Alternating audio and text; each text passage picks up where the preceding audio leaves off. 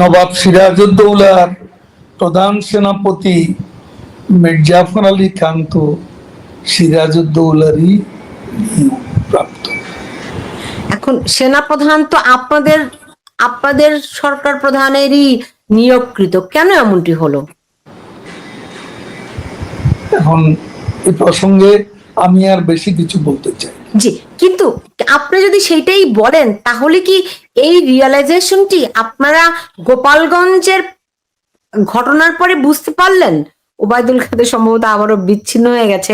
তাকে যে প্রশ্নটি আমি রাখতে চাই এখন, যে জনাব ওবায়দুল কাদের, আপনারা এই সোনার প্রধান সম্পর্কে যে মূল্যায়নটি এখন আপনি আমাকে দিলেন, সেটি কি আপনারা এই গোপালগঞ্জের ঘটনার পরে বুঝতে পেরেছিলেন, নাকি আপনারা ধরেন আমরা মুখ খুলেছি, আমরা সেনাবাহিনী সম্পর্কে কোনো বক্তব্য রাখিনি, যদিও আমরা দেখেছি তাদের নীরব উপস্থিতির মুখে তাদের নাকের ডগায়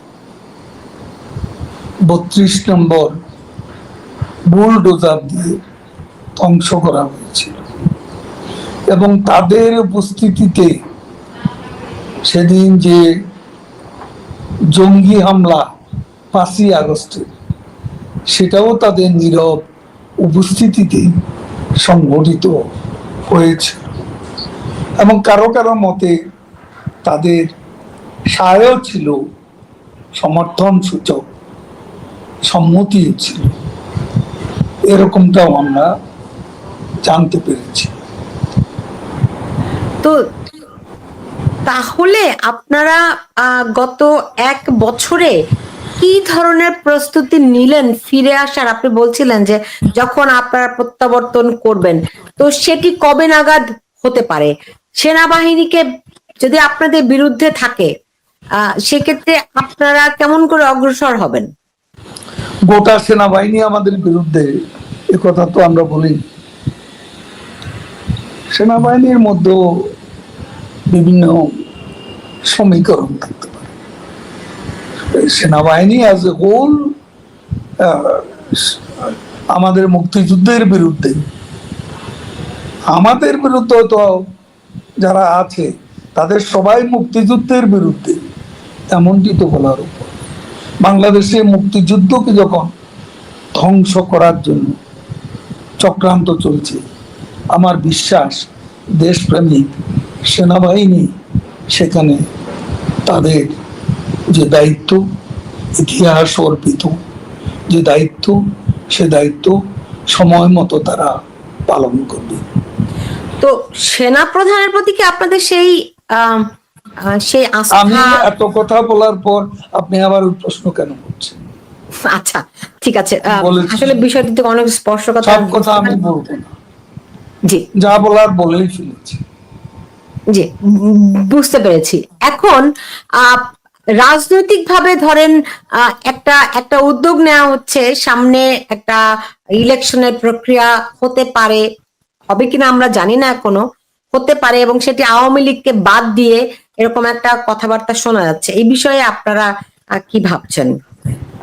আমরা বাংলাদেশের বেশিরভাগ জনগণের প্রতিনিধিত্ব করি, সেই পার্টির কার্যকলাপ নিষিদ্ধ করে, সেই পার্টিকে নিষিদ্ধ রেখে, নির্বাচনে অংশগ্রহণ থেকে বিরত রেখে বাংলাদেশে কোনো ইনক্লুসিভ, নিরপেক্ষ, বাংলাদেশে কোনো ফ্রি ফেয়ার ইলেকশন হতে পারে না, হওয়া সম্ভব। যদি হয় সেক্ষেত্রে আপনাদের কৌশল কি হবে? যদি নদীতে ফেলব, যদি আমি এটুকু জানি, ক্ষমতার রাজনীতির রহস্য পুরুষ ইউনূস তার ক্ষমতাকেই ভালোবাসে, গণতন্ত্র তার কাছে কোনো বিষয় নয়। অলরেডি তার সমর্থকরা, যারা তার সে অ্যালাইড ফোর্সেস, তারাই বিভিন্ন ইস্যুতে বিভক্ত হয়ে একটা জগাখিচুড়ি পরিবেশ সৃষ্টি করছে, যেটা নির্বাচনের পথে প্রতিবন্ধক হয়ে দাঁড়াতে পারে। এখন মানে ধরেন আমি শুনতে পেয়েছি যে জনাব ওবায়দুল কাদের, আপনার সংযোগ কিন্তু বারবার করে বিচ্ছিন্ন হয়ে যাচ্ছে। জি, আমি আবার জি, আমরা শুনতে পাচ্ছি মানে শেখ হাসিনা আপনাদের দলীয় নেতাদের সঙ্গে বৈঠক শুরু করেছেন ইন পার্সন। সেটি সেটি কেমন হচ্ছে, এবং এই যে জনাব ওবায়দুল কাদের আপনার সংযোগটি এতটাই জি বিচ্ছিন্ন হয়ে যাচ্ছে যে অনেককেই বিতর্কিত অনেক নেতাকে নিষ্ক্রিয় করা হয়েছে, এটি কতটা সত্য?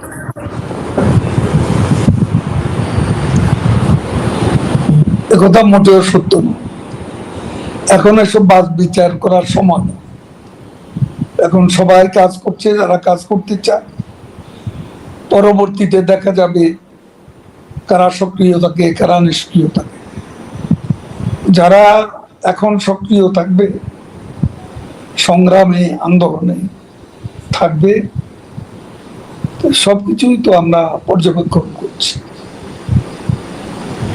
আর আমাকে যে প্রশ্নটা করেছেন, আমি সেটা বলতে চাই যে আমাদের পার্টিতে একটা নিয়ম আছে, 3 বছর পর পর আমাদের পার্টির সম্মেলন হয়। সম্মেলনের মধ্য দিয়ে নতুন নেতৃত্ব আসে, আর এই প্রক্রিয়ায় কাউন্সিলরদের সম্মতি নিয়ে আমাদের নেত্রী, আমাদের সভাপতি শেখ হাসিনাই এ ব্যাপারে চূড়ান্ত সিদ্ধান্ত নেন। তবে আমাদের 3 বছর সর্বশেষ আমার 2 টার্মের পর এটা 3rd টার্ম চলছে, এটা শেষ হবে আগামী ডিসেম্বর। এখন ডিসেম্বরে আমরা কোথায় থাকব সেটা আমি জানি না, এবং তখন যদি সম্মেলন করার মতো অবস্থা না থাকে, তখন অন্তর্বর্তী কোনো ব্যবস্থা যদি নেওয়ার দরকারও আমাদের নেত্রী প্রয়োজনে নিতে পারে। আমার কোনো পদের প্রতি কোনো মোহ নেই। 3 বার আওয়ামী লীগের সাধারণ সম্পাদক হয়েছে। স্বাধীনতার পর এটা কারো ভাগ্যে জুটেনি। আমি সর্বমোট 18 বছর মন্ত্রী ছিলাম।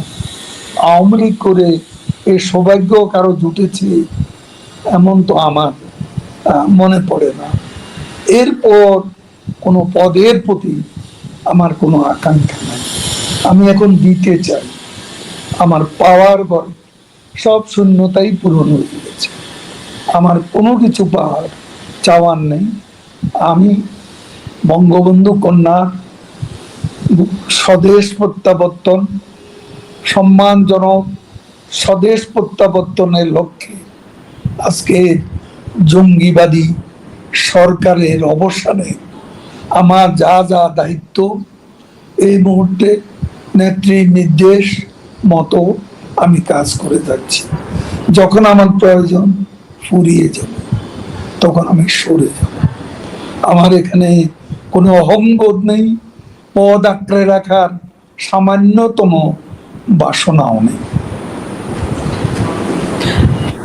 আপনার কি মনে হয় আপনার দলের অন্য যারা নেতৃবৃন্দ আছে তাদেরও একই রকম মনোভাব?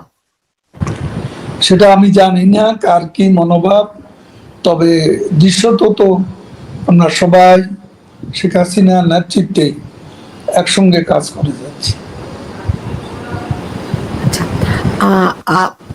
আপনি বলেছেন যে এখন ওই নিষ্ক্রিয়তার সুযোগ নেই, কে বিতর্কিত নয় সেটিও বিবেচনার সময় নয়, সবাই কাজ করতে হবে, কথা আপনি বলেছেন। তো এখন যেই শেখ হাসিনা যেই বৈঠকগুলো শুরু করেছেন, আমি শুনেছি যে 5 জন করে নেতার সঙ্গে তিনি বৈঠক করছেন। এ ধরনের কোনো সিগন্যাল আমি তো পাইনি, আমি পাইনি, অন্য কেউ পেয়েছে সেটাও আমার জানা নেই। কারণ এখানে তিনি যেখানে আছেন সেখানে কতটুকু সম্ভব এ ধরনের ইনপার্সন আলোচনা, সেটাও কিন্তু বিবেচনার বিষয়। এমনিতে তবে আমি জানি না যে এই ধরনের কোনো বৈঠক হচ্ছে এমনিতে বা এই ধরনের কোনো ইনপার্সন বৈঠক করার সুযোগ আছে, সেটা আমার জানা নেই। বুঝতে পেরেছি। আহ আহ এমনিতে তার সঙ্গে কোনো কথাবার্তা কিংবা ধরেন দেখা আপনার কি হয়েছে কিনা?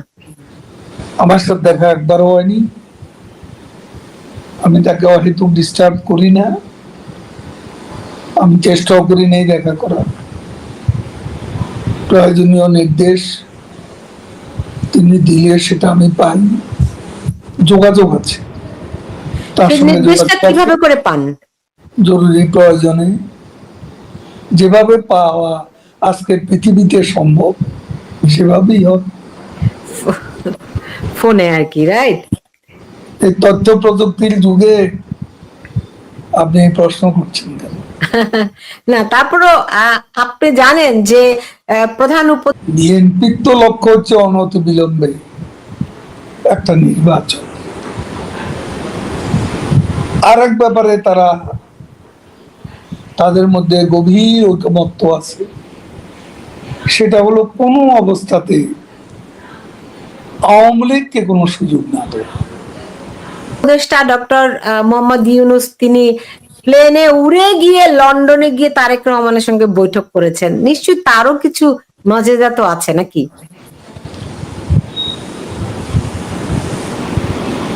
সেটা বৈঠক তো বিএনপির তো লক্ষ্য হচ্ছে অনতি বিলম্বে একটা নির্বাচন। আর এক ব্যাপারে তাদের মধ্যে গভীর ঐকমত্য আছে, সেটা হলো কোনো অবস্থাতে আওয়ামী লীগকে কোনো সুযোগ না দেওয়া।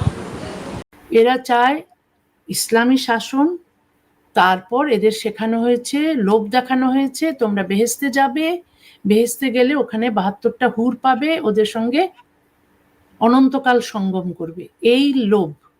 এবং এদের বিদ্যে বুদ্ধি কিচ্ছু নেই। এই মাদ্রাসা থেকে আসা ছেলেগুলোই তো এই জুলাই বিপ্লবের নেপথ্যে ছিল। আপনি কি আওয়ামী লীগকে বাংলাদেশের রাজনীতিতে আবার দেখতে চান? নিশ্চয়ই। কোনো দলকে আমি ব্যান করার পক্ষপাতী নয়, একমাত্র জামাতকে ব্যান করার পক্ষে? হ্যাঁ, আমি এই যে বলছি, একমাত্র ধর্মভিত্তিক রাজনৈতিক দল ছাড়া। জি, কিন্তু আওয়ামী লীগের কর্মকাণ্ড তো নিষিদ্ধ করে রেখেছে, সেই ক্ষেত্রে বাংলাদেশে যে একটা একটা সেকুলারিজমের কথা বলা হয় অন্তত কাগজে কলমে, সেটি কি হবে?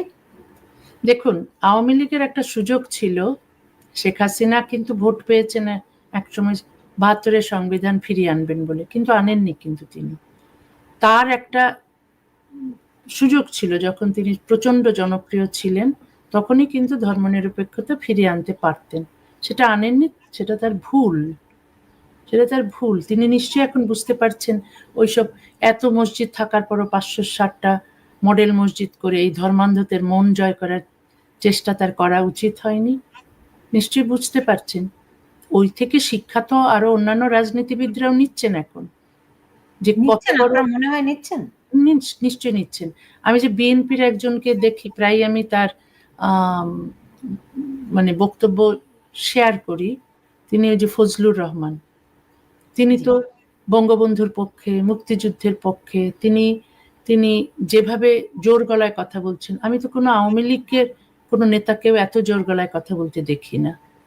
তার মতো লোক যদি আরো তার মতো রাজনীতিবিদ যদি আরো থাকেন, তাহলে আমার মনে হয় দেশের উন্নতি হবে। দেশের রাজনীতিকরা যে ভুলটা করেছেন সেগুলো আর করবেন না।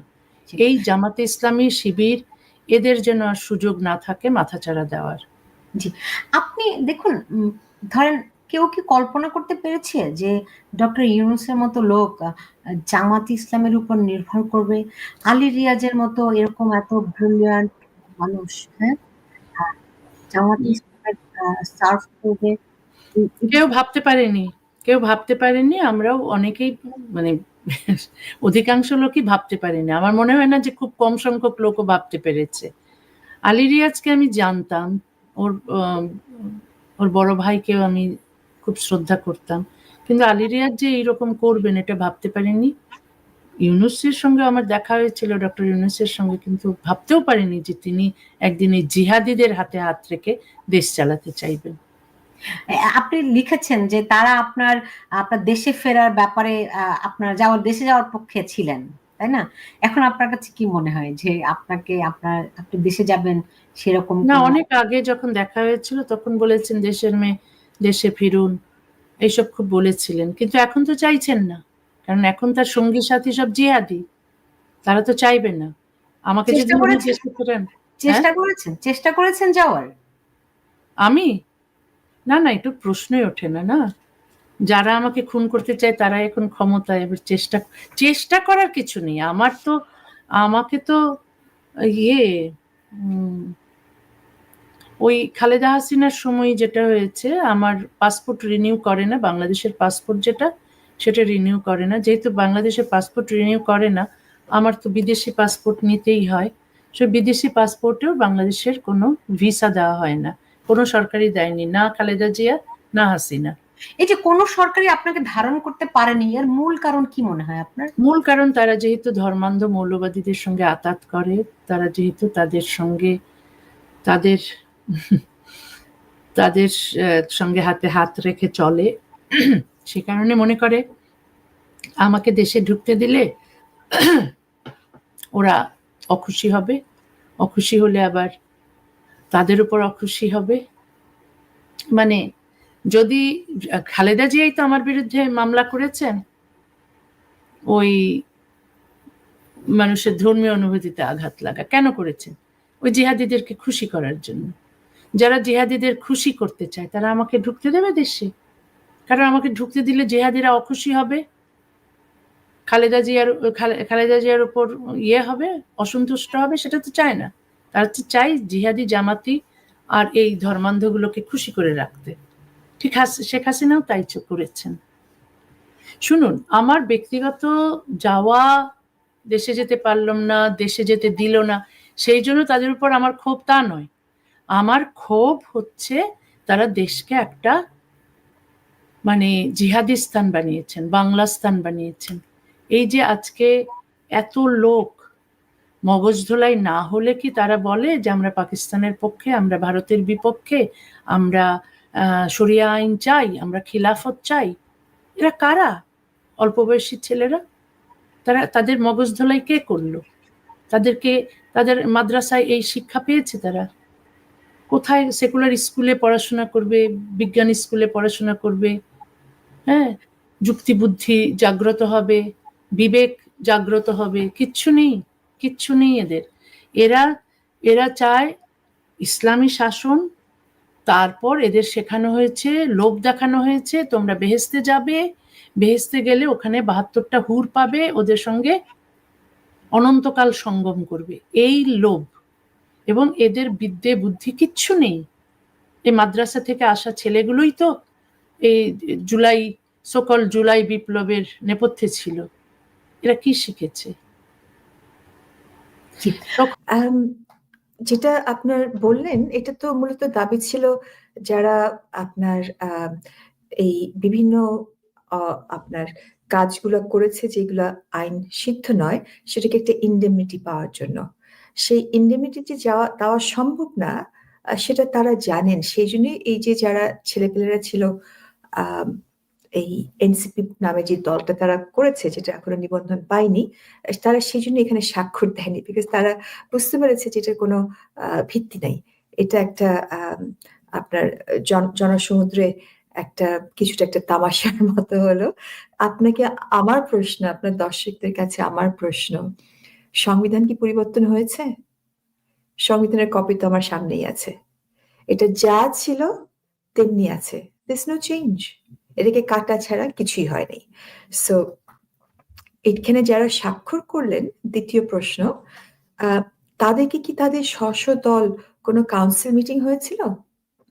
তাদেরকে কি অথরাইজ করেছে দলগুলো, নাকি এটা যিনি সই করলেন তিনি নিজের পক্ষে সই করলেন? আমরা যদি বিএনপিকেই দেখি, ডিইউ নিউজে যে আপনার কমেন্ট আসছে বিএনপির পক্ষ থেকে, মুইন খান পক্ষ থেকে আসছে, উনি ক্লিয়ারলি বলছে যে একটা প্রশ্ন জাগে যে অন্তর্বর্তী সরকারের জন্য এমন জটিল উদ্যোগ নেওয়া আদৌ প্রয়োজন ছিল কিনা। এবং তিনি আরো বলছেন যে দায়িত্ব প্রাপ্তদের ভূমিকা নিয়ে প্রশ্ন তুলে তিনি বলেন, যাদের এই গুরুত্বপূর্ণ দায়িত্ব দেওয়া হয়েছে তারা কি সত্যি তা পালন করার সক্ষম ছিল কিনা।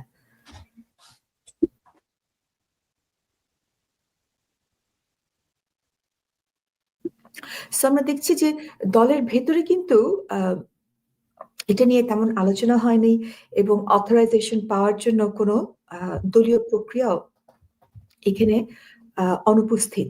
তো সেই জন্য যিনি সই করলেন নাকি নিজের পক্ষে সই করলেন কিনা। আরো প্রশ্ন জাগে যে এটা অ্যাট বেস্ট একটা কন্ট্রাকচুয়াল ডকুমেন্ট পলিটিক্যাল বিভিন্ন রাজনৈতিক দলের মধ্যে, এটা সাংবিধানিক কোনো দলিল তো না। জি,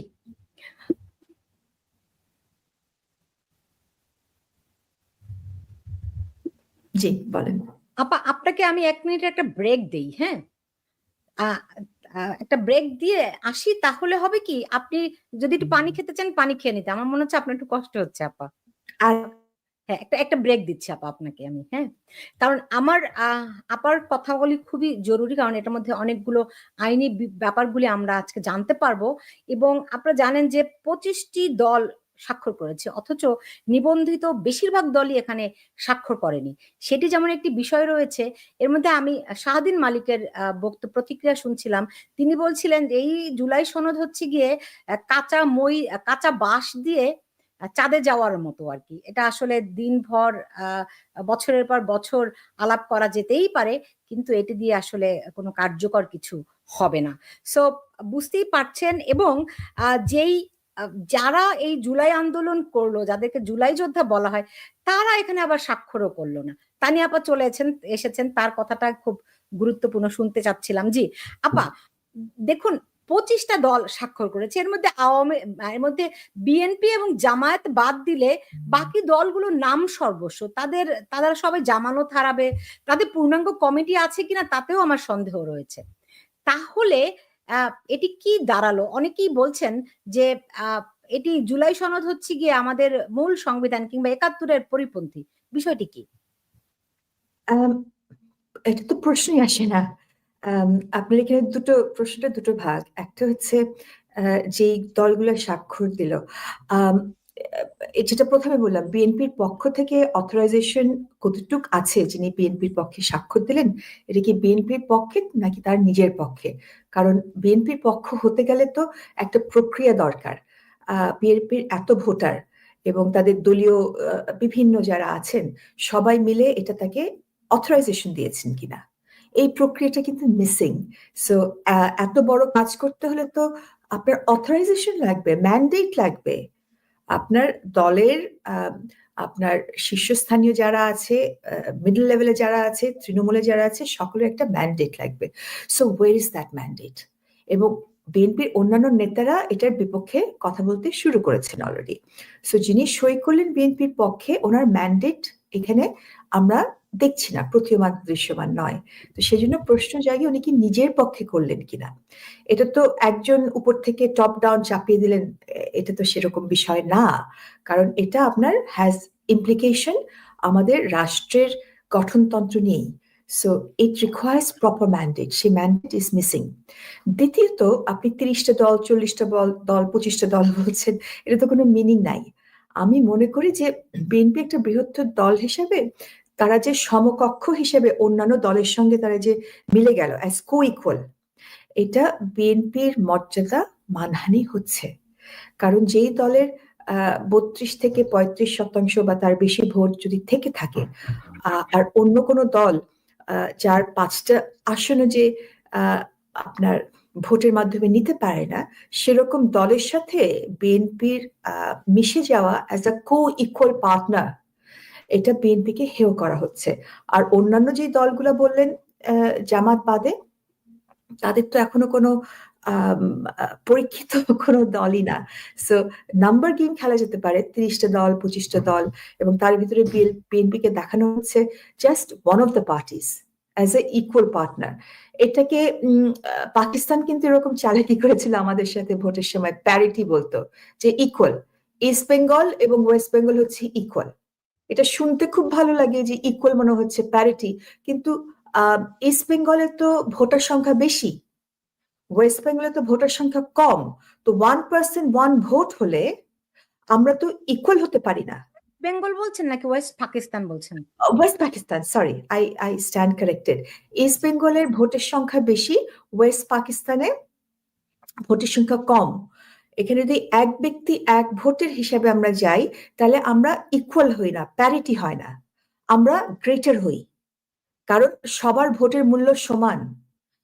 বাঙালির রক্ত লাল, ওয়েস্ট পাকিস্তানের রক্ত লাল। তো সেখানে তাদেরকে প্যারিটির নামে একটা হায়ার পজিশন দেওয়াটা ঠিক না। এইখানে একই কাজ হচ্ছে। এখানে যাদের কোনো ভোট নাই, যাদের কোনো আসন নাই, তাদেরকে বিএনপির সঙ্গে ইকুয়াল বানিয়ে দেওয়া হয়েছে, এবং বিএনপি এই প্রক্রিয়াতে যাওয়াটাই আমি মনে করি এটা তার একটা ফাঁদে পড়ে গেছে। জি, কিন্তু আপনি দেখেন যে খুবই এটা বিস্ময়কর যে বিএনপি ইন্ডেমনিটির পক্ষে অবস্থান নিল। আপনি দেখেন এখানে যারা গণহত্যা করেছে, পুলিশ হত্যা করেছে, এদেরকে একটা ইন্ডেমনিটি দেয়া হলো। মানে যারা নিজেদেরকে জুলাই যোদ্ধা বলে দাবি করছে, যারা পুলিশকে হত্যা করেছে, কিংবা লুটতরাজ করেছে, ধ্বংস করেছে, অস্ত্র লুটপাট করেছে, তাদেরকে ইন্ডেমনিটি দেয়া হলো। এই বিএনপি কিন্তু আপনি জানেন যে 75-এর হত্যাকাণ্ডকে ইন্ডেমনিটি দিয়েছিল, তারা অপারেশন ক্লিন হার্টের ইন্ডেমনিটি দিয়েছিল, আলটিমেটলি সেগুলো কিন্তু ধোপে টেকেনি। তো বিএনপি কি বুঝে এখন আবার ইন্ডেমনিটি দিতে গেল? আমি যেটা আপনাকে বললাম, যাদের ইন্ডেমনিটি দরকার তাহলে কিন্তু এরকম একটা আপনার ভিত্তিহীন বা যে দলিলটাকে পরে রাষ্ট্রদ্রোহী সামিল বলা যেতে পারে, সেরকম দলিলে কিন্তু তারা সই দেয়নি। এটা বিএনপি সই দিয়ে দিল। সো এই লায়াবিলিটিতে তো বিএনপির ঘাড়ে এসে পড়বে কোনো না কোনো সময়, তাই না? সো এই জন্য আমি বলছি বিএনপিকে একটা ট্র্যাপে ফেললো কিনা। যাদের দাবি এটা, তারা কিন্তু এর ভিতরে নেই। তারা আপনার চালাকি করে আয় আয় তু আয় আয় আয় আয় বলে বলে বিএনপিকে এই ট্র্যাপে ঢুকিয়ে ফেললো। বিএনপি সই দিল, কিন্তু যাদের দাবি এটা, তারা এখানে মোটেও নেই। এটা ইন্টারেস্টিং না? ইন্টারেস্টিং। তারা নেই কেন আপা? নাকি অনেকে অভিযোগ করছেন তাদেরকে খুব পরিকল্পিতভাবে যে মেটিকুলাস ডিজাইন, সেই অংশ হিসেবে তাদেরকে মাঠে রাখা হয়েছে, পরবর্তীতে আরো যে সমস্ত মানে ঘটনা ঘটবে যখন যাতে তারা মাঠ দখলে রাখতে পারে। এই অভিযোগটি এসে আপনার কাছে কি মনে হয়? তারা হ্যাঁ, আমার কাছে সেরকম মনে হয়। এবং এখানে দেখেন ঘটনাগুলোকে আরো পরিবর্তনশীল হতে পারে ফিউচারে। এই আর্গুমেন্টটা ফিউচারে আসতে পারে যে এনসিপিরা তো কোনো অবৈধ কাজ করে নাই, গুম খুম হত্যা তারা করে নাই, পুলিশকে তারা লটকায় নাই। এটা যারা সই দিয়েছে তারা এই কাজটা করেছে, সেই জন্যই তারা জুলাই সনদে সই দিয়েছে। এই আর্গুমেন্টটা তো হতেই পারে। So, এটা আপনি যেটা বলছেন মেটিকুলাস প্ল্যানিং এর একটা অংশ হতেই পারে, এবং এই আর্গুমেন্টটা আসাটা খুব অস্বাভাবিক না ভবিষ্যতে। এটার অংশই কি আমরা দেখলাম যে এই স্বাক্ষরের আগে তারা বেশ মারপুট ভাঙচুর অনেক কিছু করলো, এটা কি তারই অংশ নাকি একটা ট্রায়াল? এখানে আরেকটা, যারা এই ভাঙচুর আপনার যেই অসভ্য কাজগুলা করলো, যেটা কোনো সভ্য জাতিতে হয় না, তারা সই দেবে না, তারা সই দেবে না।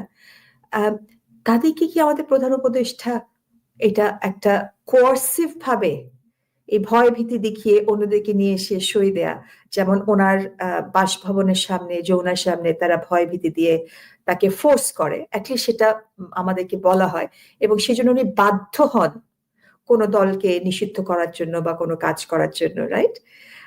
কিন্তু এটা যদি উনি কোয়ার্সিভ ভাবে বাধ্য হন, তাহলে ওটা উনি ওন করেন কেন? এবং একই প্রশ্ন জাগবে, এই অসভ্য কাজ করে যারা আপনার এই ভাঙচুর করলো, তাদেরকে উনি বলছেন সভ্য, আর তার আগে বাঙালি সভ্যতা বলে কিছু ছিল না। সো এটা আমার মনে হয় সাধারণ মানুষ এবং পুরো বিশ্ব এটাকে ধিক্কার দেবে, কারণ বাঙালি সভ্যতা অনেক প্রাচীন।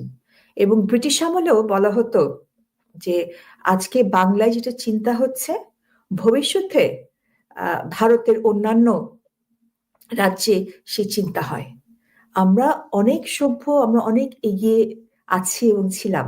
So what Bengal things today, rest of এখন আমার কথা হচ্ছে এদেরকে যে এইভাবে ডিরেল করা হলো, এইভাবে যে হলো, এইভাবে যে একটা ধর্মান্ধ অপশক্তি বাড়ছে দেশে, এইভাবে ভয়ঙ্কর ভাবে বাড়ছে, তার খোঁজ সরকার নিলেন না?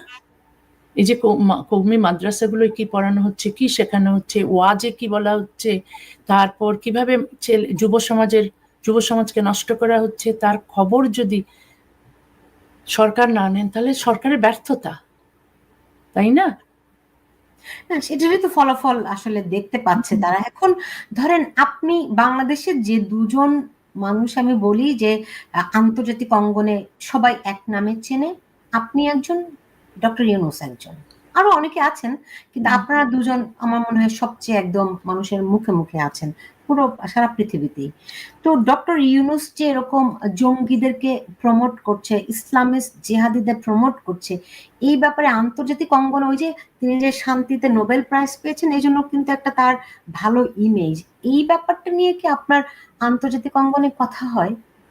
না, আমি এত আন্তর্জাতিক অঙ্গনে আমি তো তার মতো অত বিখ্যাত নই, বা তার মতো অত পরিচয় মানুষের সঙ্গে আমার নেইও, বিশেষ করে বড় বড় মানুষের সঙ্গে।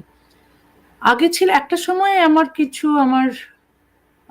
ইউরোপে তো আমাকে বেশ সম্মান দেওয়া হয়েছে ছিল, কিন্তু ওগুলো নিয়ে ইউনূসের ব্যাপারে কথা বলার আমার মনে হয় না যে এটা সেই রকম এখনো সিচুয়েশন হয়নি। তবে আমার লেখালেখির মাধ্যমে আমি ইউনূস সম্পর্কে যা জানাবার জানাচ্ছি, এবং ইউনূস সম্পর্কে যা যাচ্ছে অন্যান্য বিদেশের মিডিয়ায়, তাতে তো অনেকেই জানছে যে ইউনূস কি করছেন ওখানে। এই যে আমি আজকে একটা পোস্ট দিয়েছি ফেসবুকে, যে একটা টাকার ওপর করেছেন, একটা মন্দিরের ছবি দিয়েছেন। এদিকে 5ই অগাস্টের পর থেকে যে এত হিন্দুদের বাড়িতে হামলা হলো, হিন্দুদের বাড়ি ঘর আগুনে পুড়িয়ে দেওয়া হলো, কারো বিরুদ্ধে তিনি কোনো অ্যাকশন নেননি। কিন্তু এদিকে হিন্দুদের গুরু চিন্ময় দাসকে অকারণে জেলে ভরে রেখেছেন, তাকে জামিন দিচ্ছেন না, ছাড়ছেন না, কারণ হিন্দুদের অধিকারের জন্য উনি আন্দোলন করবেন, সেগুলো একেবারেই বন্ধ করতে চাইছেন। কিন্তু উনি একটা মন্দিরের ছবি ছাপালেন একটা টাকার মধ্যে, 20 টাকার নোটে। কেন? ওরা মানুষকে দেখাবে যে দেখো আমরা ধর্মনিরপেক্ষতায় বিশ্বাস করি। ধোঁকা দিতে তিনি অভ্যস্ত, আমার মনে হয় ধোঁকা দিতে অভ্যস্ত। গ্রামীণ ব্যাংকে যখন যারা সুদ দিতে না পেরেছে, যে মেয়েগুলো, তাদের তো বাড়িঘর তিনি ভেঙে নিয়ে চলে এসছেন না, কিন্তু বাইরের মানুষকে বলেছেন তিনি গরিব মানুষের খুবই উপকার করছেন। সবাই তো ভেতরের ঘটনা জানে না, সবাই তো আর জানে না হিন্দুদের উপর কত অত্যাচার হচ্ছে, এবং তিনি একেবারেই এই জঙ্গি জিহাদিদের বিরুদ্ধে কোনো অ্যাকশন নিচ্ছেন না, কিন্তু একটা মন্দিরের ছবি ছাপিয়ে দিলেন। এগুলো হচ্ছে জুলাই যেরকম ধোঁকা দিয়েছিল ওই জিহাদি জামাতিরা, এভাবেই ইউনূসও ধোঁকা দিচ্ছেন মানুষকে।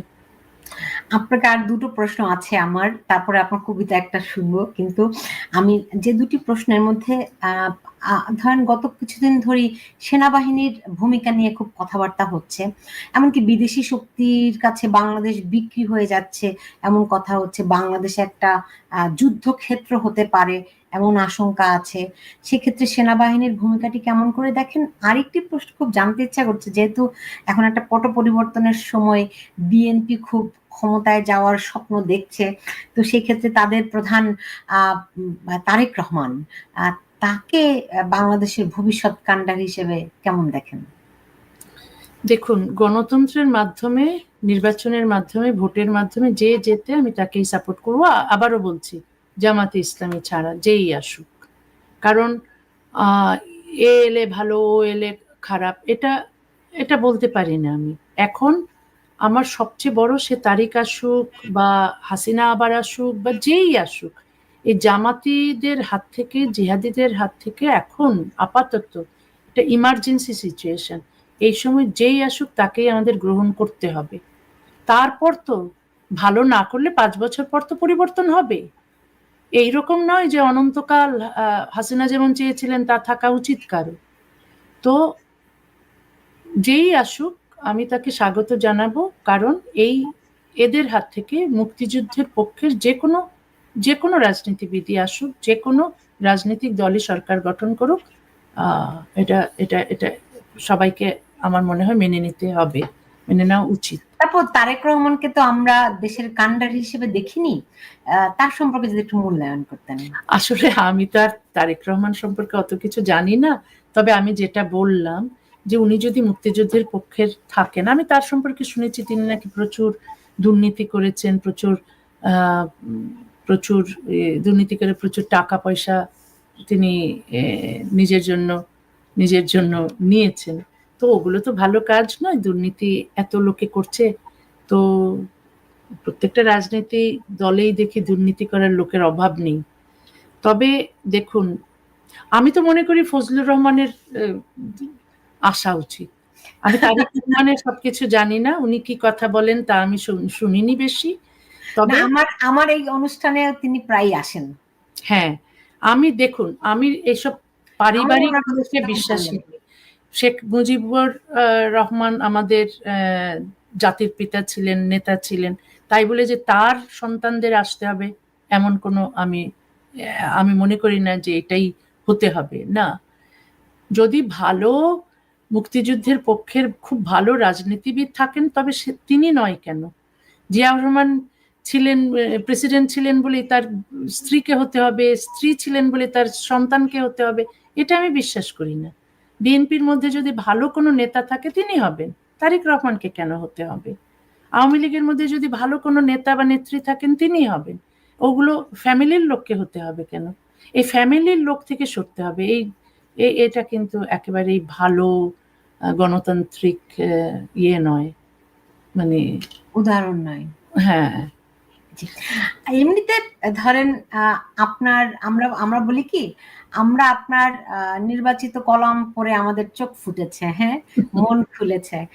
তো সবসময় আপনার বই প্রকাশিত হওয়ার সময়ে ঝামেলা হয় বাংলাদেশে। তো এই সরকার বাংলাদেশে তো এখন হয়ই না আমার বই, ভয়ে কেউ প্রকাশই করতে পারে না। যা বই বের হয় এখন আমার বাংলা বইগুলো পশ্চিমবঙ্গ থেকে বেরোয়। আর ওখানকার প্রকাশকরা বের করেন। বাংলাদেশে তো একজন একটা ছোট পাবলিশার, সে কি সব্যসাচী বের করেছিল, তাই বলে তো গত বই মেলায় তো ওর উপর আক্রমণ হলো। ও এখন জীবন বাঁচাতে দেশের বাইরে চলে গেছে, কারণ তার উপর হুমকি এসেছে, কেন আমার বই ছাপালো, কেন আমার বই বিক্রি করছে। তার স্টলেও তো হামলা হয়েছিল। তার স্টলে হামলা হয়েছে, স্টল বন্ধ হয়ে গেছে, প্রকাশনী বন্ধ হয়ে গেছে, তাকে দেশ ছাড়তে হয়েছে। এমন যদি ইন্ডিয়া থিংস টুমরো, এবং আমাদের যে আদি সভ্যতা, বাঙালি সভ্যতা, এটাকে এক বাক্যে কেমন করে উনি বলেন যে এর আগে বাংলাদেশের সভ্যতা ছিল না, এবং যারা চেঁচামেচি করে লাফঝাপ করে ভাঙচুর করছে তাদেরকে উনি সভ্যতার একটা লেবাস দিচ্ছেন। So this is disturbing. মানে আমিও বুঝলাম না ওনার এই কথাটা দিয়ে উনি কি মেন করতে চেয়েছেন, কিন্তু আমি একটু বিএনপির প্রসঙ্গে আবার একটু ফিরতে চাই। আপা দেখুন এখানে এই সনদের এখানে 5 নম্বর যে দফাটি এটি পরিবর্তন করা হয়েছে, পরিবর্তন করে ওখানে ইন্ডোমনিটা অন্তর্ভুক্ত করা হয়েছে। এখন এখানে আপনি আজকে দেখবেন সালাউদ্দিন আহমেদ বিএনপির নেতা, তিনি তার ফেসবুকে বলেছেন যে আইন শৃঙ্খলা রক্ষাকারী বাহিনীর যেই সদস্যরা মানে যারা নিহত হয়েছে এবং যারা প্রতিরোধ করেছিল ওই সময় আন্দোলন, তারা গাদ্দার। এটা ওনার ব্যক্তিগত ওপিনিয়ন হতেই পারে, assuming he is right, তারা গাদ্দার, assuming this is right, therefore so সেই জন্য তাদেরকে উল্টা করে ঝুলায় খুন করতে হবে? এটা তো কোনো সভ্য জাতির পরিচয় না। আর গাদ্দারের তো এটার মানে কি আমি তো বুঝি না, এটা কি একটা বাংলা ভাষার শব্দ না কি? এটা আই ডোন্ট আন্ডারস্ট্যান্ড, এটা মানেটা কি? আমি বুঝি বেঈমান। বেঈমান, ও আচ্ছা, জি, বিট্রেয়ার। কাকে বিট্রে করলো? যিনি লিখেছেন তাকে? সো তাহলে কি উনি তো তাহলে একটা অ্যাডমিট করছেন যে ওনাদের সাথে একটা কোনো আপনার ষড়যন্ত্র ছিল কিনা, একটা গোপন চুক্তি ছিল কিনা, গোপন একটা আন্ডারস্ট্যান্ডিং ছিল কিনা। বেঈমান তো মানুষ তখনই হয় যদি এরকম একটা ষড়যন্ত্রমূলক একটা কোনো আন্ডারস্ট্যান্ডিং থাকে, অনলি দেন তাদেরকে আপনি বেঈমান বলতে পারেন, বিকজ আপনার সাথে তারা বিশ্বাসঘাতকতা করলো। সো তাহলে তো এটা একটা মেটিকুলাস প্ল্যানিং এর সাথে কি উনি বুঝে না বুঝে নিজেকে জড়িয়ে ফেললেন? এই প্রশ্নগুলো তো জাগে। এবং সবচেয়ে বড় প্রশ্ন, কেউ যদি অন্যায় করে তার বিচার হবে, তাই না? আমরা রুল অফ লতে বিশ্বাস করি। সো অ্যাসিউমিং তারা ওনার সাথে বেইমানি করেছেন, তার দেশের সাথে বেইমানি করেছেন, জাতির সাথে বেইমানি করেছেন, অ্যাসিউমিং all of that is correct, যেটা বিশাল প্রশ্ন আছে, হ্যাঁ, বাট অ্যাসিউমিং দ্যাট ইজ কারেক্ট, তো সেই জন্য তাদেরকে অন্য কেউ এসে নন স্টেট অ্যাক্টর তাকে বর্বরভাবে খুন করবে? That is not right. তাকে তো আপনার দোষী সাব্যস্ত হলে একটা আপনার প্রক্রিয়া যে আছে আমাদের রাষ্ট্রের কাঠামোর ভিতরে, সেখান থেকে তাকে নিয়ে গিয়ে তারপরে তাকে কনভিকশন করতে হবে। কনভিকশন করে যদি তার সাজা হয়, সেই সাজাটা সে তখন নেবে। সো তাহলে কি উনি এই বর্বরতাকে সাপোর্ট দিচ্ছেন? রাইট। সো এখানে এই প্রশ্নগুলো আসবেই, এবং এই প্রশ্নগুলো কিন্তু যেগুলো সোশ্যাল মিডিয়াতে বলা হচ্ছে, এটা কিন্তু ইরেজার দিয়ে মুছে দেওয়া যাবে না। যতদিন সভ্যতা থাকবে, যতদিন মানবতা থাকবে, আপনি ফেসবুকে যা লিখছেন সব রয়ে যাবে। রাইট।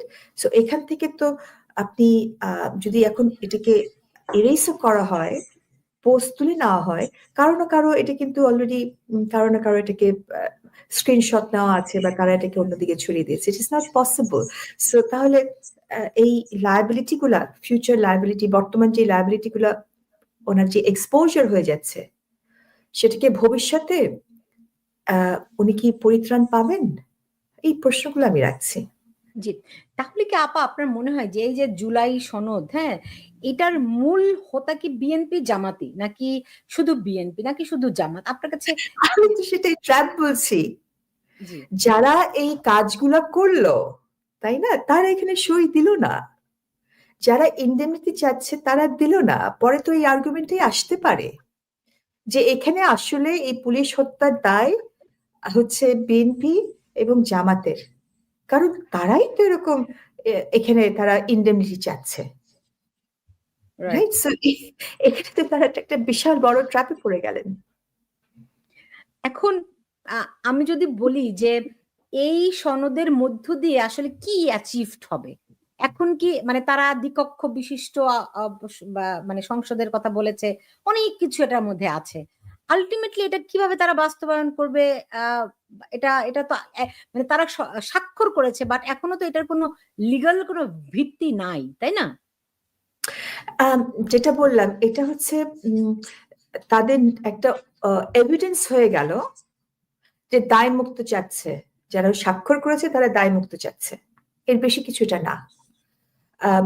তারা সংবিধান যে রিফর্ম করতে চাচ্ছে, সেটা তো ইফ অ্যান্ড ওয়েন যদি তারা পার্লামেন্টে যেতে পারে আদৌ, এবং আদৌ যদি তাদের 2/3 থাকে, তখন সেটা তখনকারটা তখন দেখা যাবে।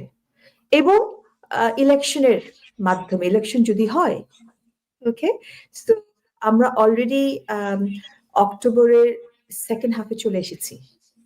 ফেব্রুয়ারিতে ইলেকশন হতে হলে মিনিমাম যে সময়টা, তার আমরা হাত ছুঁই ছুঁই কাছে চলে এসেছি। এখনো কিন্তু বর্তমান সরকার ইলেকশন কমিশনকে প্রস্তুতি নেওয়ার জন্য কোনো আহ্বান জানান নাই। এটা খুব সিরিয়াস এবং খুব সেন্সিটিভ, এবং উনি আদৌ ইলেকশন কমিশনকে সেই আহ্বান জানাবেন কিনা, এটা নিয়ে অনেকের মনে অনেক প্রশ্ন আছে। তো আপনার এটা যেটা তারা স্বাক্ষর করলেন, এটা যেটা বলছি, আই ডোন্ট থিঙ্ক এটা কোনো লিগাল স্টেটাস আছে ভিজাভিজ দ্য কনস্টিটিউশন, এবং আপনার it is not worth the piece of paper it's written on. এবং এটা আপনার আমি বলবো যে এটা তো কোনো লিগাল কোনো ইমপ্লিকেশন নাই, বিকজ সংবিধান কিভাবে অ্যামেন্ড হবে সংবিধান নিজেই বলে দিয়েছে, এবং সেটা সংবিধান বলেছে পার্লামেন্ট করবে। কোনো রাজনৈতিক দলকে তো পার্লামেন্ট এই অথরিটি ডেলিগেট করে নাই। পার্লামেন্ট হচ্ছে রাষ্ট্রীয় একটি কাঠামো, একটা হাউস অফ দ্য নেশন বলা হয়। পার্লামেন্ট এখন বিলুপ্ত। সো যেই ক্ষমতা পার্লামেন্টকে দিয়েছে সেই ক্ষমতা কোনো সরকারকেও দেয়নি। সো এই ক্ষমতা তো কোনো সরকারের নাই, কোনো দলের নাই, এই ক্ষমতা কেবলমাত্র পার্লামেন্টের। পার্লামেন্ট এখন বিলুপ্ত, এটা পার্লামেন্ট বলে কিছু নাই। সো পার্লামেন্টের বাইরে বসে আপনি যেই পায়তারা করছেন, এটার কোনো লিগাল স্ট্যাটাস তো নাই, কারণ তাদের তো কোনো এখতিয়ার নেই সংবিধানকে ধরার ছোঁয়ার। এবং সংবিধান অ্যামেন্ড করার জন্য যে কমিটি করা হয়েছে, সেই কমিটিরও তো এখানে আপনার কোরাম নন জুডিস, তাদের কোনো আইনি ভিত্তি নাই। কারণ সংবিধান যেহেতু কোনো সরকারকেই এই অধিকার দেয় নাই এই আপনার অসাধ্য চর্চা করার, এই অসাধ্য কাজ চর্চা করছে বর্তমান সরকার, যেটা আইন বহির্ভূত। এবং এই বর্তমান সরকারের আদলে যে কমিটি করা হয়েছে, তারাও তাদের আইন বহির্ভূত কাজ করছেন, এবং এটা পুরোটা কোরাম নন জুডিস। তবে এই সরকারকে অন্যান্য খাতে রিফর্ম করার কিন্তু এই সরকার করতে পারত। যেমন আমাদের দেশে আমরা জানি যে আপনার অবৈধ পাচার হয়, মানব পাচার হয়, অথবা আপনার এখানে আপনার বাইরার যেভাবে অ্যাবিউজড হয়, আপনার তাদেরকে সর্বস্ব বেচে মানুষ পয়সা দেয় টাউটদের কাছে, এবং ম্যান পাওয়ার এক্সপোর্ট করার নামে তারা যেগুলো করে, সেখানে তো আমরা কোনো রিফর্ম দেখলাম না। বরঞ্চ দেখলাম প্রধান উপদেষ্টা নিজেই ওটার একটা লাইসেন্স নিয়ে নিলেন। This is disturbing. আরেকটা মনে করেন, এই সরকারি আদলে নারীদের যেই আপনার সাম্যর কথা, যেটা বারে বারে সরকার বলছেন, নারীদের যে লিগাল স্টেটাস যেটা তাদেরকে এফেক্ট করে, সেটা পরিবর্তন করার জন্য একটা উইমেন কমিশনের একটা কমিটি এই সরকারই করেছিল না আলী রিয়াজের নেতৃত্বে। সেটা আমি অবৈধ বলবো না, কারণ সেটা সংবিধানের বিষয় না, এটা আপনার আইনি রিফর্ম। সেটা কিন্তু যে কোনো সরকারই করতে পারে। সেই কমিটিকে যেভাবে ধিক্কার দেওয়া হলো এবং ডক্টর ইউনূস তাদের পাশে দাঁড়ালেন না, এটা আমার কাছে খুব বেদনাদায়ক। কারণ ডক্টর ইউনূস যে নোবেল পুরস্কার পেয়েছেন, এটা নারীদের মাথার ঘাম পায়ে ফেলে বাংলাদেশে যেই কাজগুলো করেছে এদেশের সাধারণ নারীরা, সেটার উপরে ভর করে ডক্টর ইউনূস উইমেন এম্পাওয়ারমেন্ট বলে উনি নোবেল পুরস্কার পেলেন। Is he at all sincere about that? তাহলে এই নারী রিফর্ম, যাদের আমরা শ্রম নিয়ে উনি নোবেল পেলেন, এবং যাদের শ্রমের উপরে ভর করে বাংলাদেশের উন্নয়ন হলো, তাদের মৌলিক অধিকার বলেন, তাদের যে লিগাল স্টেটাস বলেন, তাদেরকে শুধু কি আমরা তাদের শ্রম নেব? তাদেরকে রাষ্ট্র কিছু দেবে না? খালি কি নেবে? শোষণ করছে রাষ্ট্র নারীদের উপরে তাহলে? নারীদের লিগ্যাল স্ট্যাটাস ইকুয়ালিটি কেন নেই? এবং সেই কথাটাই এই কমিটিটা বলেছিল, সেটা নিয়ে কেন কাজ হচ্ছে না? তো সেটা না করে যেটা তাদের এখতিয়ার নাই, এই আসলে যে এতগুলো কমিটি করা হলো, দেখেন এখানে কোনো কমিটি নিয়েই কিন্তু আর এগোনো হয়নি। কেবলমাত্র যেটা তাদের এখতিয়ার বহির্ভূত সংবিধানের বিষয়, যেটা ছোঁয়ার তাদের এখতিয়ার নেই, সেটাকে নিয়ে কিন্তু তারা এগোচ্ছে। অন্যগুলা কিন্তু ধস পড়ে গেছে। সো এখানে সিনসিয়ারিটি কতটুকু আছে, এটা নিয়ে তো সিরিয়াস প্রশ্ন। তারা তাহলে আসলে কি করতে যাচ্ছে? ধরেন এই এই জুলাই সনদের আসলে কোনো তেমন কোনো কার্যকারিতা নাই আনটিল আনলেস যদি এটা পার্লামেন্টে পাস না হয়। কিন্তু তারা তো একটা গণভোট দিয়ে এটাকে আবার সংবিধানে অন্তর্ভুক্ত করতে চাচ্ছে। শুধু তাই না, তারা বলছে তারা যে নতুন সংবিধান তাদের হবে এই জুলাই সনদের ভেতরে যেই ধারা উপধারা যা যা আছে এগুলো দিয়ে তাদের সংবিধান হবে সংবিধান 2026 এরকম একটি কথা তারা বলছে, এবং গণভোটের মাধ্যমে। আচ্ছা, তাহলে এখানে দুটো জিনিস। ডক্টর ইউনূস যাদেরকে সভ্য বললেন, যারা সই দিয়েছে তারা সভ্য, অর্থাৎ যারা সই দেয়নি তারা অসভ্য। তাহলে কি ওনার যারা এমপ্লয়ার, তাদেরকে কি উনি গালি দিলেন? কারণ তারা তো সই দেয়নি, তারা তো তাহলে অসভ্যই রয়ে গেলেন। সো এটা হচ্ছে প্রথম প্রশ্ন। দ্বিতীয়ত, ট্র্যাপে ফেলে বিএনপিকে যে এখানে আনা হলো, গণভোট আপনার কিভাবে হবে? গণভোটের যেই ধারাটা সংবিধানে ছিল, সেটা ছিল আপনার তার সেটা কিন্তু সংবিধানে এখন নেই। বর্তমান সংবিধান যদি আপনি পড়েন, গণভোটের বিধান বা অনুচ্ছেদ কোথাও পাবেন না, কিন্তু একসময় এটা ছিল। একটা মামলা হয়েছিল সুপ্রিম কোর্টে, এটা হচ্ছে moon cinema hall versus Italian marble. Moon cinema hall দাবি করেছিলেন একজন যিনি এই মামলার বাদী ছিলেন, তখন মামলা শুনানির সময় আদালত বলল এই মুন সিনেমা হল তো আপনার এখানে যে আপনার যে লিস্ট আছে সেই লিস্টে অ্যাবান্ডেন প্রপার্টির লিস্টে মুন সিনেমা হলের নাম চলে গেছে। এটা তো আমাদের এখানে, এটা তো দেখার, নতুন করে দেখার, এবং আপনাকে এটা দেওয়ার তো কোনো অবকাশ নেই। এটা গিয়েছিল ফিফথ অ্যামেন্ডমেন্ট যে হয়েছিল, ওই ফিফথ অ্যামেন্ডমেন্টের কারণে। আপনি যদি ফিফথ অ্যামেন্ডমেন্ট চ্যালেঞ্জ না করেন তাহলে তো আমাদের কিচ্ছু করার নাই। তখন বাধ্য হয়ে যিনি বাদী, তিনি ফিফথ অ্যামেন্ডমেন্টও চ্যালেঞ্জ করলো। সর্বোচ্চ আদালত থেকে রায় হলো যে ফিফথ অ্যামেন্ডমেন্ট অবৈধ, এবং ফিফথ অ্যামেন্ডমেন্টের ভিত্তিতে যা যা কাজ হয়েছে সবই অবৈধ। অর্থাৎ ওই অ্যাবান্ডেন্ড প্রপার্টি লিস্টে যেটা উঠেছিল মুন সিনেমা হল, সেটাও অবৈধ। তো ফিফথ অ্যামেন্ডমেন্টের মাধ্যমে বাংলাদেশে গণভোট চালু হয়েছিল। যেহেতু fifth amendment itself is ultra vires to the constitution, সেই জন্য ফিফথ অ্যামেন্ডমেন্টের আলোকে গণভোট থেকে শুরু করে সবই আল্ট্রাভাইরাস টু দ্য কনস্টিটিউশন। তো সেটা বাতিল হয়ে গেছে। যখন সুপ্রিম কোর্ট সেটাকে বাতিল করে দিল, তখন নতুন সংবিধান ছাপানো হলো ওই আপনার সুপ্রিম কোর্টের জাজমেন্টের আলোকে। সেই জন্য বর্তমান যে সংবিধান চলমান, যেটা ছাপানো হচ্ছে, সেখানে গণভোটের কোনো বিধান নাই। তো তাহলে প্রশ্ন হচ্ছে না, গণভোট কিভাবে করবেন? এটা তো বিধানই নাই সংবিধানে। তো সেটা করতে গেলেও তো আবার ও পার্লামেন্টে প্রথমে যেতে হবে, গিয়ে গণভোটের বিধান আবার নতুন করে আনার জন্য একটা প্রক্রিয়া আছে, এবং সেই প্রক্রিয়াটা বৈধ না বৈধ না সেটাও কিন্তু আবার সর্বোচ্চ আদালত পর্যন্ত বিবেচনা হবে, যেহেতু সর্বোচ্চ আদালতই একবার এটাকে বাতিল করে দিয়েছে। তো এই সব প্রক্রিয়া এবং আমাদের যে জুরিসপ্রুডেন্স প্রেসিডেন্ট তৈরি হয়েছে, এগুলোকে ধূলিসাৎ করে গণভোট করবে, এটা গণভূত হয়ে যাবে। যে জামাত চাচ্ছে গণভোট, আর এনসিপি চাচ্ছে প্রধান উপদেষ্টা নির্বাহী আদেশে বাস্তবায়ন করুক এই জুলাই সনদ। তো আকাশের চাঁদ তো ধরতে যেতেই পারে, আবদার, অন্যায় আবদার তো হতেই পারে।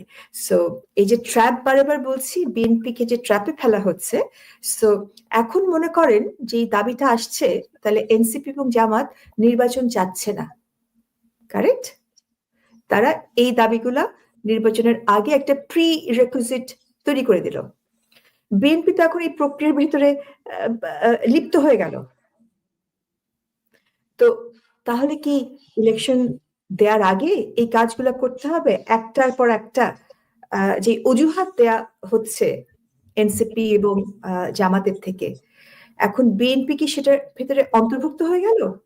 বিকজ যতটুকু আমি শুনেছিলাম যে বিএনপি নির্বাচন চায় আনকন্ডিশনালি। রাইট। এখন আনকন্ডিশনাল অবস্থাতে আছে? বিএনপির পক্ষে যেহেতু এই সনদে সই দেওয়া হয়েছে, তারা কি আনকন্ডিশনাল নির্বাচনের অবস্থানে তারা এখনো আছে কি নাই সেটা তারা নিজেরাই তলিয়ে দেখুক, এবং তারা নিজেরা প্রশ্ন করতে শুরু করুক যে যিনি সই করেছেন উনি কি তার নিজের পক্ষে সই করলেন নাকি একটা বৃহত্তর দল বিএনপির পক্ষে সই করলেন। এবং বিএনপির পক্ষে সই করতে হলে বিএনপির যারা মেম্বার তাদের অনুমতি বা তাদের ম্যান্ডেট যিনি সই করলেন তাকে সেই সই করার জন্য দায়িত্ব বিএনপি আদৌ দিয়েছিল কিনা, জি। সেখানে অনেক প্রশ্ন আছে। অনেকেই প্রশ্ন করছেন, এই যে একটা প্রশ্ন দেখতে পাচ্ছেন যে বিএনপি এবং জামায়াতের আসল চরিত্রটি কি জানতে চায় তারা। এই জুলাই সনদের মধ্য দিয়ে কি তাদের আসল চরিত্র প্রকাশিত হলো কিনা? যারা প্রশ্ন করছেন আমার মনে হয় তারা যথেষ্ট ইন্টেলিজেন্ট। আমাদের দেশের মানুষকে কখনো বোকা ভাবাটা ঠিক নয়। So, বোকারা আমার বোকা ভাবে। যারা বোকা তারা বোকা ভাবেন, এবং এই বিষয়টা আমার মনে হয় এদেশের জনগণই বিচার করতে পারবে তাদের আসল চরিত্র কি। একটা হয়তো চালাকি করে বিএনপিকে নিয়ে আসলো কিনা, বিএনপি বোকা ভাবে এই ট্র্যাপে পড়লো কিনা, অথবা বিএনপির ভেতরেও কেউ কেউ আছে কিনা যারা বিএনপি স্বার্থ দেখছে না জামাতের স্বার্থ দেখছে নাকি মেটিকুলাস প্ল্যান যারা করেছে তাদের স্বার্থ দেখছে। বিএনপির ভিতরে তো আমরা কোনো কনসিস্টেন্সি পাচ্ছি না, কারণ আজকেই বিএনপির অন্যান্য নেতারা কিছু মঈন খান থেকে শুরু করে আরো অন্যান্য যারা আছেন প্রাইভেটলি পাবলিকলি তারা মন্তব্য করছেন যে এই জুলাই সনদে বিএনপি যাওয়ার মোটেও উচিত হয়নি। তো তাহলে বিএনপি কেন গেল? এটা তো আপনাকে প্রশ্ন করতে হবে বিএনপি কে পক্ষে যিনি সই করলেন বা বিএনপি কে। I have no authorization to speak for and on behalf of. আমরা দেখলাম মির্জা ফখরুল একেবারে স্যালুট দিচ্ছেন ডক্টর ইউনূসকে। এর আগে তিনি বলেছেন যে ডক্টর ইউনূসের মধ্যে তিনি জিয়াকে দেখতে পান। এগুলি এটা তো পূর্ণ কথা নাকি? এটা ওনার অভিমত হতেই পারে। হ্যাঁ, এগুলোর মধ্যে কোনো ইঙ্গিত আছে কিনা যে তারা কেন এই জুলাই সনদে স্বাক্ষর করলো, তার কোনো অন্তর্নিহিত বিষয়গুলো আছে কিনা এর মধ্যে? আমি শুধু এতটুকু বলতে পারি, মির্জা ফখরুল সাহেব যখন আপনার বিদেশে গেলেন এই সরকারের সাথে, এখানে একটা অনির্বাচিত সরকারের সঙ্গে উনি যে বিদেশ ভ্রমণ করলেন, আবার বিএনপির পক্ষে 2 জন, এনসিপির পক্ষে 2 জন, জামাতের পক্ষে 2 জন। এটা মনে হচ্ছে আবার প্যারিটি, ইকুয়ালিটি, ইকুয়াল ভাবে নিলেন। তবে এটা কি বিএনপি কে ওনারা গিয়ে কি এবং উনি তখন দেশেও ছিলেন না, উনি তখন বোধহয় অন্য একটা দেশ ভ্রমণ করছিলেন, if I am not mistaken China possibly. So উনি যে যাবেন এই বিবৃতি দিল কিন্তু সরকারের পক্ষে, আপনার যিনি সরকারের পক্ষে সব বিবৃতি দেন উনি এই কথাটা বলল। আমি যদি মির্জা ফখরুলের জায়গায় থাকতাম I would take serious objection যে আমি যাব কি যাব না, আমি দেশে নাই, তুমি বেটাকে আমার পক্ষে এই কথাটা বলার। আমি যদি ডিসাইড করি আমি যাব, ইট ইজ মাই ডিসিশন, এই ডিসিশন নেওয়ার পরে আমি বলবো। সেকেন্ড পয়েন্ট হচ্ছে উনি সেটা দেখলাম যে মেনে নিলেন, মেনে নিয়ে এই যে ইকুয়ালিটি আসলো, বিএনপি যেটা বলছি 32-33 থেকে 35-36% যদি বিএনপির ভোট থাকে, উনি কেন নিজেকে বা বিএনপিকে ইকুয়াল করলেন জামাত এবং এনসিপির সাথে? এনসিপির তো এখন নিবন্ধনই হয়নি। তো এই যে এই নির্দেশনা, এই সিদ্ধান্তগুলো লন্ডন থেকেও আসতে পারে আপা। wherever, যেখান থেকে আসতে পারে। সো আমি যদি কোনো দলের নেতা হই, আমি নিশ্চয়ই এমন কোনো সিদ্ধান্ত নেব না যেটা আমার দলকে ছোট করে, খাটো করে। আমার নিজের স্বার্থকে তো আমি দলের ঊর্ধ্বে দেখব না, তাই না? আপনারা রাজনৈতিক দল বাদই দেন, সেনা প্রধান, 3 বাহিনী প্রধান কিন্তু আজকে এই অনুষ্ঠানে উপস্থিত ছিলেন। এর মধ্য দিয়ে কি তারা সংবিধান বিরোধী কোনো কাজ করলেন? দেখেন, এটা আপনি যেটা বলছেন সেটা একটা ভিউ হতে পারে, এখানে আরেকটা ভিউ থাকতে পারে। ওনারা কিন্তু পোশাক পরে আপনাদের আর্মি, নেভি এবং এয়ারফোর্স প্রধান হিসেবে ওখানে ওনারা যাননি। না, ওনারা গিয়েছেন সাধারণ মানুষের পোশাক পরে। অর্থাৎ এমনও তো হতে পারে ওনারা তামাশা দেখতে গিয়েছেন সাধারণ পোশাকে। সো এটা ৩ বাহিনীর প্রধান হিসেবে তো ওনারা সেখানে উপস্থিত ছিলেন না। সো এই মেসেজটাও কুড বি আরেকটি ইন্টারপ্রিটেশন। সো এখানে একটা বেশি ইন্টারপ্রিটেশন করার অবকাশ আছে। সো ওনারা দেখতে গিয়েছেন কি ঘটনা হচ্ছে সেটা। ওনারা তো ওনাদের পোশাক পরে ৩ বাহিনীর প্রধানের হিসেবে তো ওখানে আচ্ছা, আপনি তাদেরকে না বেনিফিট অফ ডাউট দিতেই পারেন, যেহেতু সাদা পোশাক পরে গেছেন। হ্যাঁ, এই প্রশ্নটি আমার মাথায়ও ছিল যে তারা কেন ইউনিফর্মে ছিলেন না। কিন্তু তারা তো আর আমজনতা নয় যে তারা যে কোনো অনুষ্ঠানে যেতে পারে, তাই না? নিশ্চয়ই তাদেরকে আমন্ত্রণ জানানো হয়েছিল, এবং আমন্ত্রণ তাদেরকে জানালে কোনো ইন্ডিভিজুয়াল ব্যক্তি হিসেবে তাদেরকে জানায়নি। আমন্ত্রণ তাদেরকে জানানো হলে অবশ্যই তাদেরকে বাহিনী প্রধান হিসেবেই জানানো হয়েছে, তাই না? জি, আপনি ঠিকই বলেছেন। আমি তাদেরকে কিন্তু কোনো বেনিফিট অফ ডাউট দিচ্ছি বা দিচ্ছি না, দুটোর একটাও না। আমি বলছি এখানে ইন্টারপ্রিটেশনের অনেকগুলো অবকাশ থাকতে পারে। অনলি আপনি এই প্রশ্ন যেটা আমাকে করছেন, আমি তো ওনাদের পক্ষে আইনজীবী না বা কথা বলার আমার এখতিয়ার নেই। এই প্রশ্নটা আপনাকে তাদেরকে করতে হবে। এটা চমৎকার একটা প্রশ্ন যে ওনারা ওখানে কি জনতা হিসেবে গিয়েছেন, নর্মাল সিভিলিয়ান হিসেবে গিয়েছেন, ওনারা কি ইনভিটেশন পেয়েছিলেন আপনার ওনাদের পদবলে, এবং সেটা কি ওনারা নিজেদেরকে সেফ করার জন্য সাদা পোশাকে গেলেন বা সাধারণ পোশাকে গেলেন? সো এখানে যেটা বলছি, নানা রকমের ইন্টারপ্রিটেশন ডিফেন্স তৈরি হতেই পারে। আমি জাস্ট একটা দুটো উদাহরণ আপনাকে দিলাম, তার অর্থ না যে নেসেসারিলি সেটা আমার ব্যক্তিগত view. In fact I have not formed a view yet. তবে এটার উত্তর ওনারাই আপনাকে দিতে পারবে যে, এবং সময় যখন আসবে, যখন রাষ্ট্রীয়ভাবে যদি কখনো এরকম প্রশ্ন উত্থাপন হয়, তখন ওনাদেরকে হয়তো এরকম প্রশ্নের সম্মুখীন সরাসরি হওয়ার সুযোগ চলে যায়নি। আপনি যদি কিন্তু বলছেন, যেহেতু বলছেন, আপনার কি মনে হয় না এই সনদ আসলে যখন মুক্তিযুদ্ধের পক্ষের সরকার আবারও আসবে, তখন এই সনদ বাতিল হয়ে যাবে, তখন তাদের এই প্রশ্নের মুখে পড়তে হবে? আপনি বলছেন বাতিল হবে, যার জন্মটা